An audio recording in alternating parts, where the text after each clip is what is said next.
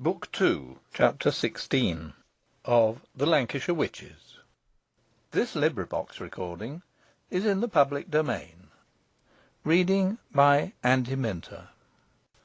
The Lancashire Witches, A Romance of Pendle Forest, by William Harrison Ainsworth. Book 2, Pendle Forest. Chapter 16. 1 o'clock. Mistress Nutter and Mother Chattox were still at the hut, impatiently awaiting the return of Fancy, but nearly an hour elapsed before he appeared. "What has detained thee so long?" demanded the hag sharply, as he stood before them. "You shall hear, mistress," replied Fancy. "I have had a busy time of it, I assure you, and thought I should never accomplish my errand. On arriving at Rough Lee, I found the place invested by Sir Thomas Metcalfe and a host of armed men, who had been sent thither by Parson Holden, for the joint purpose of arresting you, madam," addressing Mistress Nutter, "and liberating Nowell and Potts. The knight was in a great fume, for, in spite of the force brought against it, the house had been stoutly defended by Nicholas Assheton, who had worsted the besieging party, and captured 2 Alsatian captains, hangers-on of Sir Thomas. Appearing in the character of an enemy, I was immediately surrounded by Metcalfe and his men, who swore they would cut my throat unless I undertook to procure the liberation of the 2 bravos in question, as well as that of Nowell and Potts. I told them I was come for the express purpose of setting free the 2 last named gentlemen, but with respect to the former I had no instructions, and they must arrange the matter with Master Nicholas himself. Upon this, Sir Thomas became exceeding wroth and insolent, and proceeded to such lengths that I resolved to chastise him, and in so doing performed a feat which will tend greatly to exalt Richard's character for courage and strength." "Let us hear it, my doughty champion," cried Mother Chattox. "While Metcalfe was pouring forth his rage, and menacing me with uplifted hand," pursued the familiar, "I seized him by the throat, dragged him from his horse, and, in spite of the efforts of his men, whose blows fell upon me thick as hail, and quite as harmlessly, I bore him through the garden to the back of the house, where my shouts soon brought Nicholas and the others to my assistance, and, after delivering my captive to them, I dismounted. The squire, you will imagine, was astonished to see me, and greatly applauded my prowess. I replied, with the modesty becoming my assumed character, that I had done nothing, and in reality the feat was nothing to me. But I told him I had something of the utmost importance to communicate, and which could not be delayed a moment, whereupon he led me to a small room adjoining the hall, while the crestfallen knight was left to vent his rage and mortification on the grooms, to whose custody he was committed." "You acted your part to perfection," said Mistress Nutter. "I trust my sweet Fancy for that," said the hag. "There is no familiar like him, none whatever." "Your praises make me blush," rejoined Fancy. "But to proceed. I fulfilled your instructions to the letter, and excited Nicholas's horror and indignation by the tale I told him. I laughed in my sleeve all the while, but I maintained a very different countenance with him. He thought me full of anguish and despair. He questioned me as to my proceedings at Malkin Tower, and I amazed him with the description of a fearful storm I had encountered, of my interview with old Demdike, and her atrocious treatment of Alizon, to all of which he listened with profound interest. Richard himself could not have moved him more, perhaps not so much. As soon as I had finished, he vowed he would rescue Alizon from the murderous hag, and prevent the latter from committing further mischief, and bidding me come with him, we repaired to the room in which Nowell and Potts were confined. We found them both fast asleep in their chairs, but Nicholas quickly awakened them, and some explanations ensued which did not at first appear very clear and satisfactory to either magistrate or attorney, but in the end they agreed to accompany us on the expedition, Master Potts declaring it would compensate him for all his mischances if he could arrest Mother Demdike. "I hope he may have his wish," said Mother Chattox. But he declared that his next step would be to arrest you, mistress," observed Fancy, with a laugh. "Arrest me!" cried the hag. "Marry, let it touch me if it dares. My term's not out yet, and with thee to defend me, my brave Fancy, have no fear." "Right," replied the familiar. "But to go on with my story. Sir Thomas Metcalfe was next brought forward, and after some warm altercation, peace was at length established between him and the squire, and hands shaken all round. Wine was then called for by Nicholas, who at the same time directed that the two Alsatian captains should be brought up from the cellar, where they had been placed for safety.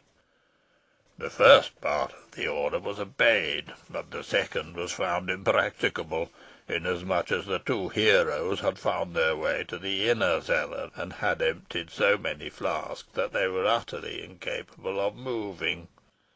While the wine was being discussed, an unexpected arrival took place." "An arrival of whom?" inquired Mistress Nutter eagerly. "Sir Ralph Assheton and a large party," replied Fancy.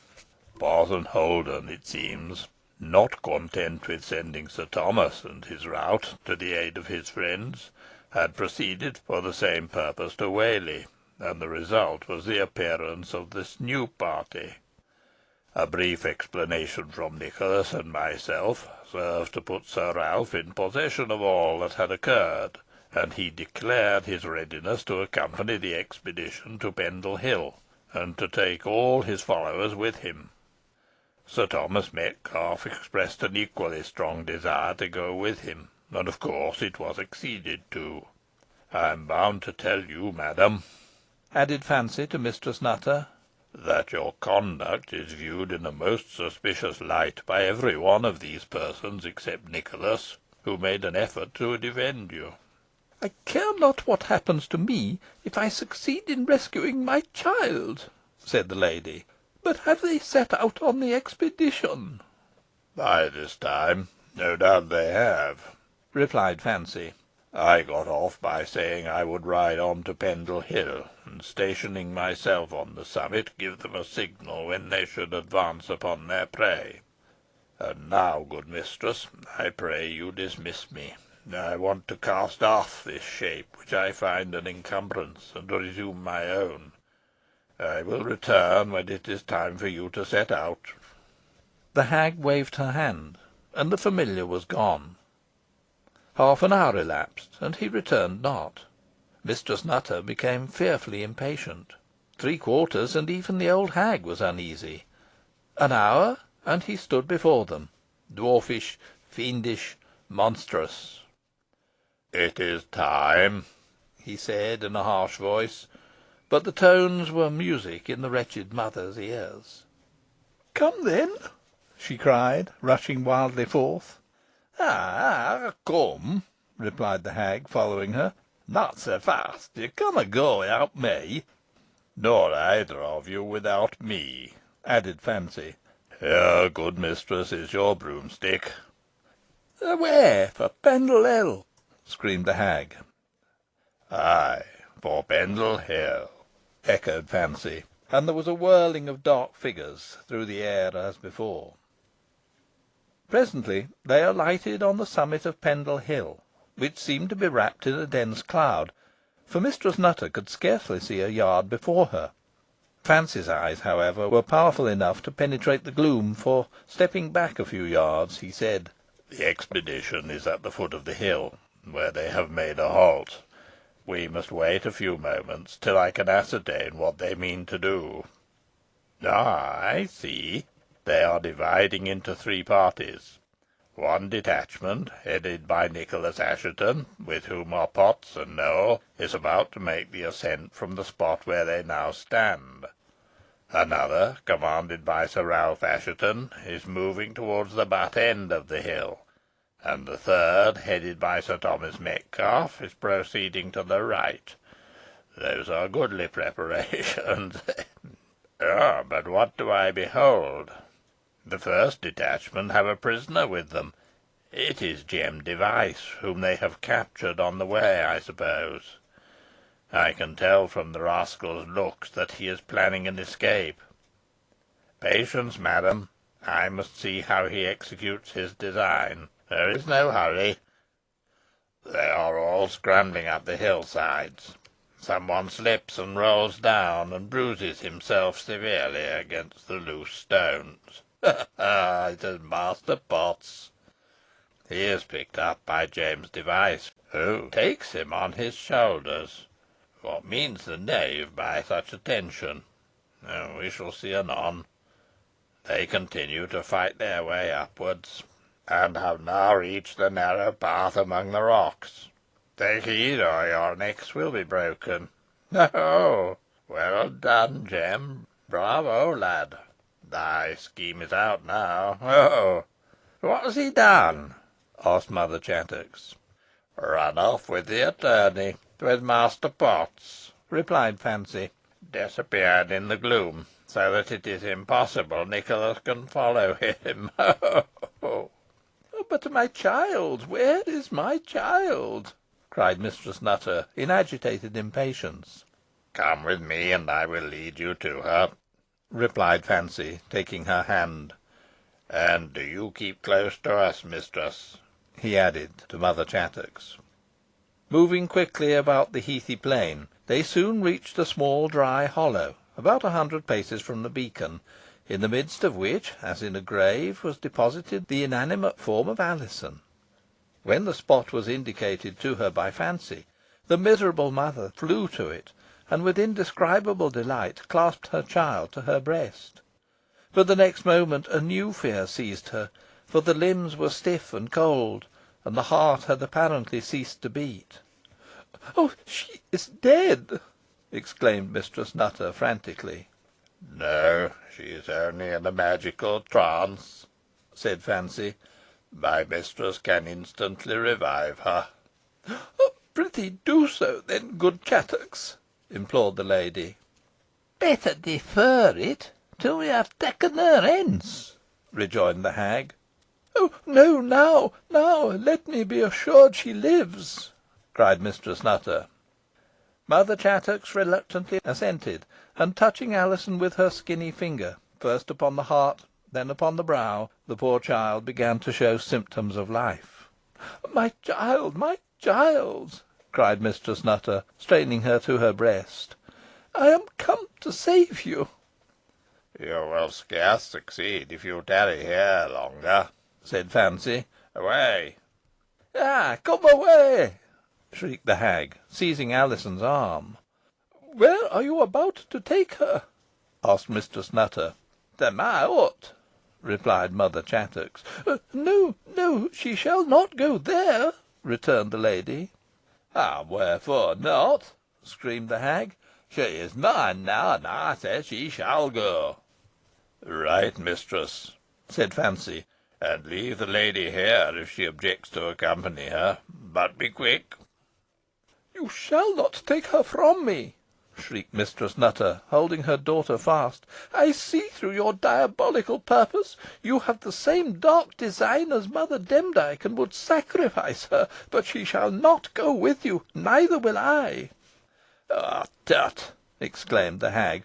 "You have lost your senses of a sudden. I don't want your daughter. But come away, or Mother Demdike will surprise us."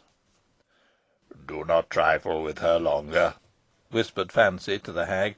Drag the girl away, or you will lose her.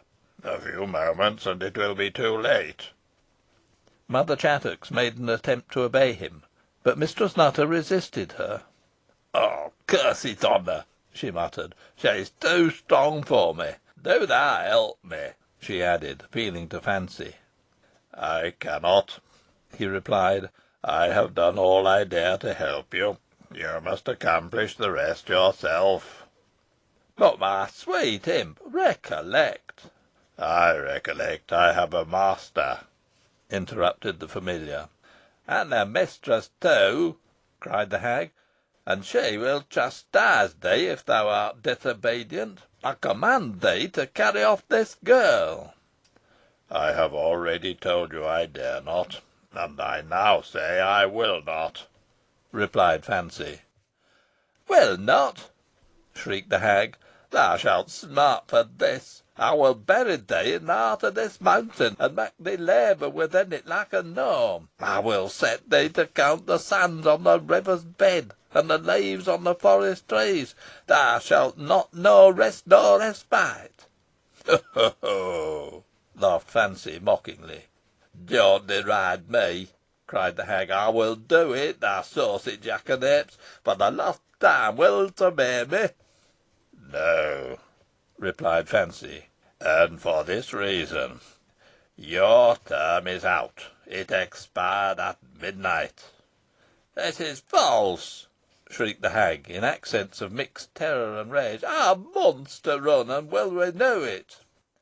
"Before midnight you might have done so, but it is now too late. Your reign is over," rejoined Fancy. "Farewell, sweet mistress. We shall meet once again, though scarcely under such pleasant circumstances as heretofore." "It cannot be, my darling Fancy. Thou art jesting with me. Thou wouldst not delude thy doted mistress thus." "I have done with thee, foul hag," rejoined the familiar, "and am right glad my service is ended. I could have saved thee, but would not, and delayed my return for that very purpose. Thy soul was forfeited when I came back to thy hut." "Then curses on thee for thy treachery," cried the hag, "and on thy master who deceived me in the bond he placed before me." The familiar laughed hoarsely. "But what of Mother Demdike?" pursued the hag. "Hast thou no comfort for me? Tell me her hour is likewise come, and I will forgive thee. But do not let her triumph over me." The familiar made no answer, but, laughing derisively, stamped upon the ground, and it opened to receive him. "Alizon!" cried Mistress Nutter, who in the meantime had vainly endeavoured to rouse her daughter to full consciousness. "Fly with me, my child. The enemy is at hand." "What enemy?" asked Alizon, faintly. "I have so many that I know not whom you mean."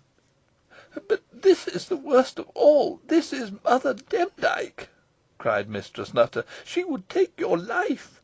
If we can but conceal ourselves for a short while, we are safe." "I am too weak to move," said Alizon. "Besides, I dare not trust you. I have been deceived already. You may be an evil spirit in the likeness of my mother." "Oh, no, I am indeed your own mother," rejoined Mistress Nutter. "Ask this old woman if it is not so." "She is a witch herself," replied Alizon. "I will not trust either of you. You are both in league with Mother Demdike." "We are in league to save thee from her, foolish wench," cried Mother Chattox. "But thy perverseness will defeat all our schemes." "Since you will not fly, my child," cried Mistress Nutter, "kneel down and pray earnestly for deliverance. Pray while there is yet time." As she spoke, a growl like thunder was heard in the air, and the earth trembled beneath their feet. "Nay, now I am sure you are my mother," cried Alizon, flinging herself into Mistress Nutter's arms, "and I will go with you." But before they could move, several dusky figures were seen rushing towards them. "Be on your guard," cried Mother Chattox. "Here comes old Demdike with her troop. I will aid you all I can." "Down on your knees," exclaimed Mistress Nutter. Alizon obeyed, but ere a word could pass her lips, the infuriated hag, attended by her beldame band, stood beside them. "Ha! who is here?" she cried. "Let me see who dares interrupt my mystic rites." and raising her hand, the black cloud hanging over the hill was rent asunder, and the moon shone down upon them, revealing the old witch armed with the sacrificial knife, her limbs shaking with fury, and her eyes flashing with preternatural light. It revealed also her weird attendants, as well as the group before her, consisting of the kneeling figure of Alizon, protected by the outstretched arms of her mother, and further defended by Mother Chattox, who planted herself in front of them. Mother Demdike eyed the group for a moment, as if she would annihilate them. "Out of my way, Chattox!" she vociferated. "Out of my way, or I will drive my knife to thy heart." And as her old antagonist maintained her ground, she unhesitatingly advanced upon her, smote her with the weapon, and as she fell to the ground, stepped over her bleeding body. "Now, what dost thou here, Alice Nutter?" she cried, menacing her with the reeking blade. "I am come for my child, whom thou hast stolen from me," replied the lady. "Thou art come to witness her slaughter," replied the witch, fiercely. "Begone, or I will serve thee as I have just served old Chattox." "Not sped yet," cried the wounded hag.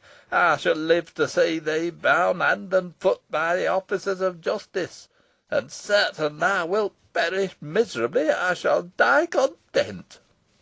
"Spit out the last drops of venom, black viper," rejoined Mother Demdike. "When I have done with the others, I will return and finish thee.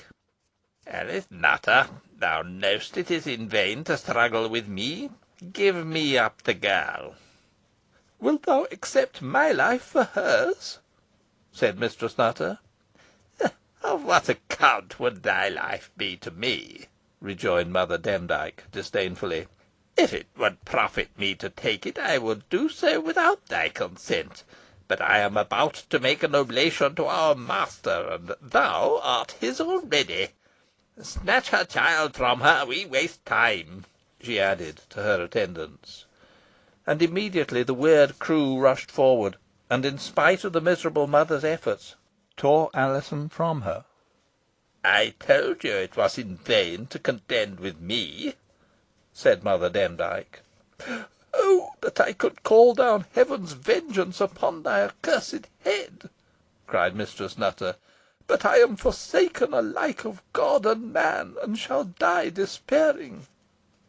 "Rave on, thou wilt have ample leisure," replied the hag. "And now bring the girl this way," she added to the beldames. "The sacrifice must be made near the beacon." And as Alizon was borne away, Mistress Nutter uttered a cry of anguish. "Do not stay here," said Mother Chattox, raising herself with difficulty. "Go after her. You may yet save your daughter." "But how?" cried Mistress Nutter, distractedly. "I have no power now." As she spoke, a dusky form rose up beside her. It was her familiar. "Will you return to your duty if I help you in this extremity?" he said. "Ah, do!" cried Mother Chattox. "Anything to avenge yourself on that murderous hag." "Peace!" cried the familiar, spurning her with his cloven foot. "I do not want vengeance," said Mistress Nutter. "I only want to save my child." "Then you consent on that condition?" said the familiar. "No," replied Mistress Nutter, firmly. "I now perceive I am not utterly lost, since you try to regain me. I have renounced thy master, and will make no new bargain with him. Get hence, tempter." "Think not to escape us," cried the familiar. "No penitence, no absolution can save thee. Thy name is written on the judgment scroll, and cannot be effaced. I would have aided thee, but since my offer is rejected, I leave thee." "You will not let him go?" screamed Mother Chattox. "Oh, that the chance were mine!" "Be silent, or I will beat thy brains out," said the familiar. "Once more, am I dismissed?" "Ay, for ever!" replied Mistress Nutter. And as the familiar disappeared, she flew to the spot where her child had been taken. About 20 paces from the beacon, a circle had again been formed by the unhallowed crew, in the midst of which stood Mother Demdike, with the gory knife in her hand, muttering spells and incantations, and performing mystical ceremonials. Every now and then her companions joined in these rites, and chanted a song couched in a wild, unintelligible jargon. Beside the witch knelt Alizon, with her hands tied behind her back, so that she could not raise them in supplication, her hair unbound and cast loosely over her person, and a thick bandage fastened over her eyes and mouth. The initiatory ceremonies over, the old hag approached her victim, when Mistress Nutter forced herself through the circle, and cast herself at her feet. "Spare her," she cried, clinging to her knees. "It shall be well for thee if thou dost so." "Again interrupted!" cried the witch, furiously. "This time I will show thee no mercy. Take thy fate, meddlesome woman!"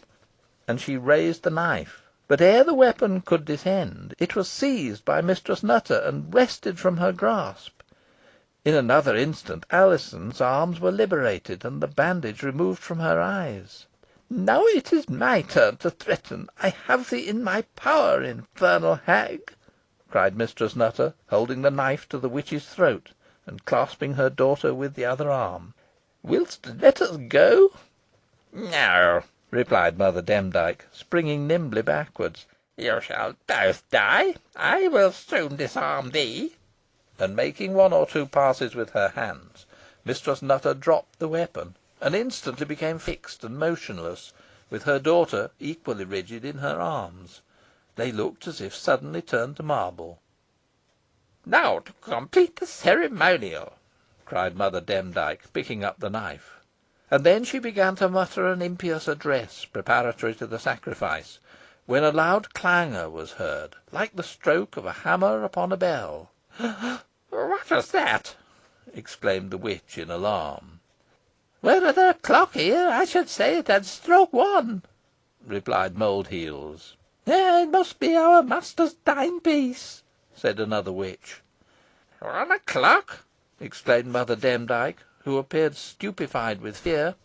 "And the sacrifice not made! Then I am lost." A derisive laugh reached her ears. It proceeded from Mother Chattox, who had contrived to raise herself to her feet, and, tottering forward, now passed through the appalled circle. "Ah, thy time is out. Thy soul's forfeited like mine. Ha! ha! ha!" And she fell to the ground. "Perhaps it may not be too late," cried Mother Demdike, grasping the knife, and rushing towards Alizon. But at this moment a bright flame shot up from the beacon. Astonishment and terror seized the hag, and she uttered a loud cry, which was echoed by the rest of the crew. The flame mounted higher and higher, and burned each moment more brightly, illumining the whole summit of the hill. By its light could be seen a band of men, some of whom were on horseback, speeding towards the place of meeting. Scared by the sight, the witches fled, but were turned by another band advancing from the opposite quarter. They then made towards the spot where their broomsticks were deposited, but ere they could reach it, a third party gained the summit of the hill at this precise point, and immediately started in pursuit of them. Meanwhile, a young man, issuing from behind the beacon, flew towards Mistress Nutter and her daughter. The moment the flame burst forth, the spell cast over them by Mother Demdike was broken, and motion and speech were restored. "Alizon!" exclaimed the young man, as he came up, "your trials are over. You are safe." "Oh, Richard!" she replied, falling into his arms, "have we been preserved by you?" "I am a mere instrument in the hands of Heaven," he replied. Mother Demdike made no attempt at flight with the rest of the witches, but remained for a few moments absorbed in contemplation of the flaming beacon.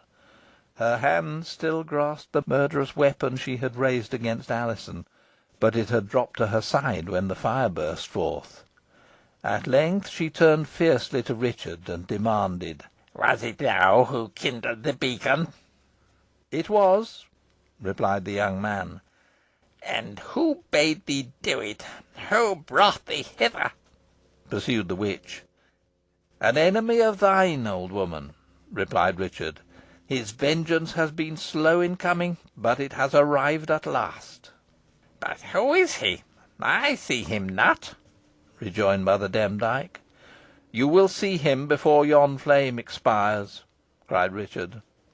"I should have come to your assistance sooner, Alizon," he continued, turning to her, "but I was forbidden, and I knew I should best ensure your safety by compliance with the injunctions I had received." "Some guardian spirit must have interposed to preserve us," replied Alizon, "for such only could have successfully combated with the evil beings from whom we have been delivered."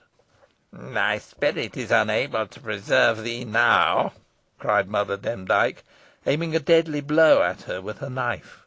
But fortunately the attempt was foreseen by Richard, who caught her arm and wrested the weapon from her.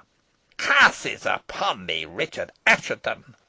cried the infuriated hag, "and on thee too, Alizon Device. I cannot work ye the immediate ill I wish. I cannot make ye loathsome in one another's eyes. I cannot maim your limbs or blight your beauty. I cannot deliver you over to devilish possession. But I can bequeath you a legacy of hate. What I say will come to pass. Thou, Alizon, wilt never wed Richard Assheton. Never.